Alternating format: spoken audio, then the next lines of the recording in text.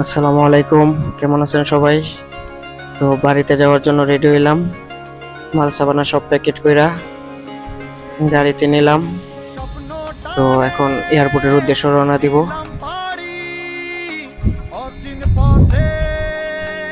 আমরা এয়ারপোর্টের কাছাকাছি প্রায় চলে আসছি। এখন নিচতলায় মাল বুকিং এ দিতে হইব, তারপরে তিনতলায় চলে যেতে হইব, ওইখানে আবার বোর্ডিং পাস দেয়। তো উপরে ওঠার পর একটা জিনিস দেখলাম, নতুন একটা সিস্টেম করছে, চেয়ারের ভিতরে চার্জারের সিস্টেম করছে। এই জিনিসটা খুব ভালো করছে। আর একটা জিনিস দেখলাম, একটা শোপিসটা দেখা একটু হাতটা লাইরা ছাড়া দেখলাম 56 রিয়াল। বাস একটা শোপিস, কোনো কাজের না, কিছুই না, লবণও রাখা যাবে না আঙ্গ দেশে, কিন্তু এখানে এটার দাম 56 রিয়াল, স্বর্ণের দাম। তারপরে চলে গেলাম বাসে, মেট্রোতে করে বিমানের কাছে নিয়ে গেতেছে সৌদি এয়ারলাইন্সে। আবার এখন মাঠের থেকে যাত্রী উঠায়, আরো আগের থেকে প্রায় 2 বছর হয়ে গেছে। তারপর আমরা বিমানের ভিতরে ঢুকলাম। বিমানও বড় বিমান, প্রায় 600 যাত্রী।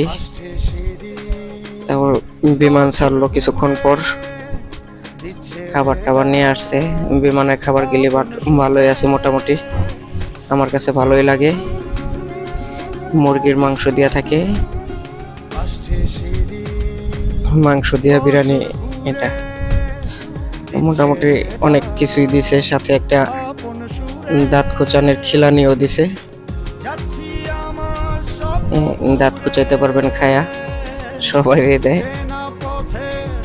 তো কোক, তারপরে পায়েস, সালাদ, একটা বনরুটি, 3-4টা চাক্কু, চামিচ সবই দিছে মোটামুটি। তো পায়েসটাও আমার কাছে খুব স্বাদ লাগছে। তারপরে সময় কাটানোর জন্য ভালো লাগতেছে না, তাই ম্যাপ দেখলাম, প্রায় বাংলাদেশের কাছাকাছি আইসা পড়ছি। আর অল্প কিছুক্ষণ পরে বিমান ল্যান্ড করব। বাংলাদেশে আইসা, ঢাকা এয়ারপোর্টের কাছে আইসা পড়ছি, এখন ল্যান্ড করতেছে বিমান। তারপরে বাসায় চলে আসলাম, আর ভিডিও করানোর সময় পাইনি। বাসায় আইসা যেসব জিনিস প্যাকেট করে আনছিলাম আবার এখানে আইসা খুললাম। এইটাই একটা ঈদের মতন আনন্দ, সবাই একসাথে থাকা অবস্থায় করলাম। যার জন্য যা আনছিলাম সব দিলাম। একটা লাইট আনছিলাম, লাইটটা আবার চালায় চেক করতেছি ঠিক আছে কিনা। মোটামুটি সবার জন্য যা যা আনছিলাম সব দেওয়া হয়ে শেষ। মেয়ের জন্য জামা আনছিলাম, পরাইলাম, তার দাদার গুলো বসে রয়েছে, খুব আনন্দ আছে। তারপর আমরা একটু বাইরে আসছিলাম, বাইরে এসে ছাদের উপরে ঘুরলাম। বাইরের আবহাওয়াটা খুব ভালো, সবকিছু মিলে একটা ভালো সময় দিন পার করলাম আজকে।